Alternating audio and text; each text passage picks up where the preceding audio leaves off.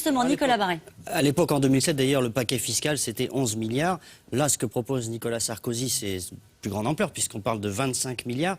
Et c'est pas tout à fait un saupoudrage, puisqu'il promet, s'il est élu, des baisses immédiates dès l'été 2017, de l'impôt sur le revenu notamment. Non, mais ce que je veux dire, c'est qu'il y a à la fois l'impôt sur le revenu, qui ne me paraît pas être une priorité absolue pour faire redémarrer l'économie. Voilà. Donc ça ne vous semble pas tout à fait crédible, finalement Non, enfin, en tout cas, c'est pas le choix que je fais. Le choix que je fais, c'est de mettre le paquet, 50 milliards, j'ai proposé, de baisse de charges et de taxes sur l'entreprise, l'investissement, le travail, de façon à faire en sorte que immédiatement le coût du travail soit ramené à peu près au niveau du coût du travail allemand pour qu'on efface cette difficulté qui d'ailleurs pèse y compris sur les agriculteurs, que la fiscalité du capital soit complètement réformée parce qu'aujourd'hui il n'y a plus personne pour investir dans des outils de travail dans notre pays. Je propose des mesures de financement de l'apprentissage très, très vigoureuses et donc ma conviction c'est que les mesures j'allais dire sympathiques sur l'impôt sur le revenu, etc. Ce sont des mesures... Pardonnez-moi, il y a des gens qui vous écoutent, à qui ça parle. Oui, je sais bien. Simplement, la question qu'il faut qu'ils se posent, c'est est-ce qu'ils veulent que l'économie française se redresse et qu'on puisse réduire progressivement les déficits? Parce qu'il y a un sujet qu'on n'a pas évoqué tout à l'heure en parlant d'agriculture. Et pourquoi est-ce qu'on est aussi dans cet état-là? C'est parce qu'on a un endettement tel qu'on n'a plus aucune marge de manœuvre nulle part. Donc la priorité absolue pour un Français qui a envie que son pays redevienne un pays d'espoir, qui a envie que ses enfants aient du travail, c'est quand même d'abord de faire redémarrer l'économie. Au fond, pour bien comprendre, le schéma que propose Nicolas Sarkozy, baisse d'impôts massive immédiatement, et on assume une dégradation du déficit public, ça ne vous semble pas être un schéma... Je pense que c'est une proposition qui dépend beaucoup de l'environnement économique et financier international. Si on pense qu'on va rester encore pendant 10 ans ou 15 ans avec des taux d'intérêt extrêmement bas et le monde entier qui nous laisse nous endetter sans aucune limite, on se trompe. Moi, je pense que...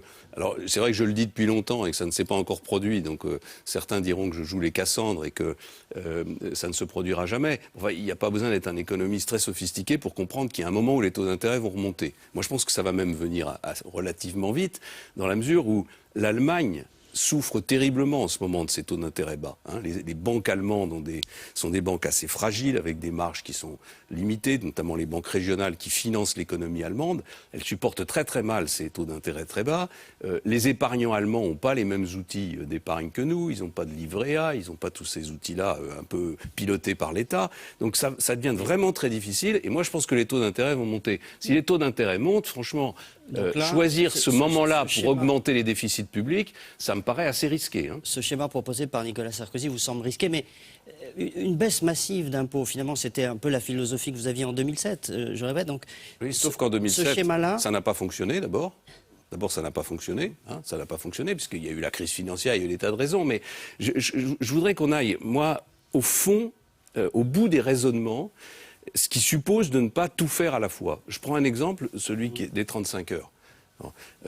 Si on veut vraiment provoquer un choc dans l'économie française, il faut supprimer la durée légale du travail, s'inscrire dans les durées légales européennes et renvoyer à des accords d'entreprise, donc d'abord entre les partenaires sociaux, des accords majoritaires, si ça ne marche pas, avec des référendums d'entreprise, la fixation de la durée du travail. Mais pas en disant immédiatement, comme je l'ai entendu à l'instant, que toutes les heures au-dessus de 35 heures doivent être payées. Et pourquoi pas? Parce que ça veut dire qu'il n'y a plus aucune marge de négociation dans l'entreprise entre les personnels et la direction. Donc par vous allez dire aux Français, il va falloir Smart, payer 39 heures, payer 35. Peut-être pas 39 heures, payer 35, mais prenons l'exemple de l'entreprise Smart. Le référendum qui a été gagné par les salariés de Smart, c'était un référendum qui prévoyait un compromis, c'est-à-dire qu'ils travaillaient 39 heures, je ne sais plus si c'était payé 37, parce que c'était une façon de sauver des emplois, de permettre à l'entreprise de se développer.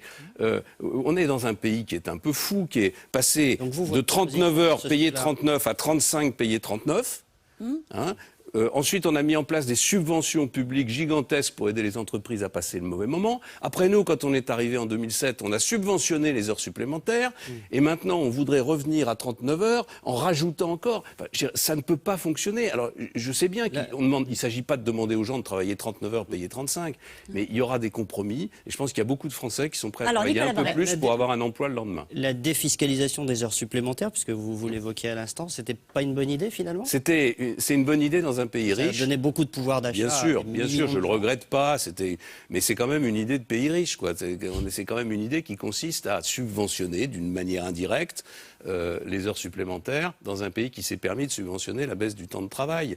Quand nos voisins nous regardent, donc là, on n'a plus les moyens de baisser les impôts. C'est un peu ce que vous dites. Je pense qu'on n'a plus les moyens de baisser les impôts avant d'avoir démontré à des Français qui sont très sceptiques sur la parole publique que les choses allaient vraiment changer. Donc si vous dites aux gens, on va baisser tous les impôts, mais vous inquiétez pas, on va faire un peu de déficit, mais c'est pas grave, la croissance va nous permettre de nous rétablir. Je pense qu'il y a beaucoup de Français qui ne le croiront pas. Juste, et qui, on en avait deux là, des Français. Peut-être que vous avez pas. envie d'entendre qu'on va baisser les impôts. Ni l'un ni l'autre. Vous voulez qu'on baisse les impôts? Non, je préfère qu'on maintienne les entreprises au niveau économique pour relancer le travail. L'explication qui vient d'être donnée, je suis Bon, assez ok. Voilà. Nicolas Barré. Vous les aviez en l'occurrence pas mal augmenté, les impôts, à la fin de... Oui, parce qu'on a dû faire face d'abord à la crise financière, dont tout le monde a oublié l'ampleur et la gravité, et ensuite parce qu'on a cru que la dégradation de la note financière allait entraîner une hausse des taux d'intérêt. Ça ne s'est pas produit. Vous regrettez, parce que ça représentait une trentaine de milliards d'euros. Ce que je regrette, c'est que... C'est quand même massif, cette hausse d'impôts qui était sur les 2 dernières années du quinquennat. Bien sûr, je pense qu'on a évité une catastrophe. Mais ce que je regrette, c'est que dans ces mesures, il n'y ait pas eu plus de mesures de compétitivité. Quand on baisse les charges, ça a des effets sur la compétitivité. J'avais proposé à l'époque une mesure qui était peut-être difficile à mettre en œuvre à la veille d'une élection présidentielle, mais qui aurait consisté à dire aux Français, allez, on travaille 1 heure de plus. On travaille tous 1 heure de plus. On donne tous 1 heure de plus pour essayer de sortir le pays de la difficulté dans laquelle il se trouve et pour financer la réduction du déficit. C'est pas le choix qui a été fait à l'époque. Le choix qui a été fait, parce qu'on était en désaccord au sein du gouvernement sur cette question. Voilà, il faut dire les choses. Avec le gouvernement ou avec le président de la République? Avec le président de la République, mais c'est lui le patron, c'est lui qui décidait, et il a choisi une mesure qui a été bonne sur le plan financier, mais qui n'avait pas le même impact sur le plan de la compétitivité, qui a consisté à accélérer la mise en œuvre de la réforme des retraites. Mais on pourrait prendre aussi cet exemple de la réforme des retraites. Non, avant j'ai une question. Pardon. Parce qu'il y a des Français qui vous regardent et qui vous interpellent au 41 555 par SMS et sur les réseaux sociaux avec le hashtag C'est politique. Une question. Votre projet de rupture totale ne rime-t-il pas avec rupture sociale? Non, parce que je pense qu'aujourd'hui, la France est dans une situation sociale qui est très difficile. Il y a 6 millions de personnes qui pointent à Pôle emploi. Justement, c'est le sens de cette question. Eh bien oui, justement, pour regardez la situation. Depuis le début des années 80, le chômage n'a cessé d'augmenter, grosso modo. On a pourtant essayé toute une série de mesures. On a essayé la baisse du temps de travail, ça n'a pas marché. On a essayé les pré-retraites, ça n'a pas marché. La retraite à 60 ans. En 83 ou 4, ça n'a pas marché. On a essayé de subventionner les créations d'emplois dans les PME, ça n'a pas marché. On a essayé de baisser les charges de manière ciblée sur les bas salaires, ça n'a pas marché. On a essayé de mettre des centaines de milliers de personnes en emploi public avec les contrats aidés, ça n'a pas marché. Donc si on veut faire quelque chose qui marche, il faut faire le contraire de ce qui a été fait. Et le contraire de ce qui a été fait, c'est supprimer les emplois aidés, c'est baisser le niveau des charges et c'est baisser le niveau des contraintes. Il se trouve qu'en plus, c'est ce qu'ont fait tous nos voisins qui ont réussi. Donc, est-ce qu'un jour, on aura l'humilité de reconnaître qu'on s'est trompé et que nos amis allemands, britanniques ou nordiques ont été plus malins? Le sens peut-être de cette question est de dire est-ce que c'est pas un projet pour la France qui va bien? Pas du tout, c'est un projet pour donner du travail à la France qui va pas bien. Enfin, la France qui va bien, justement, elle se protège avec tout ça.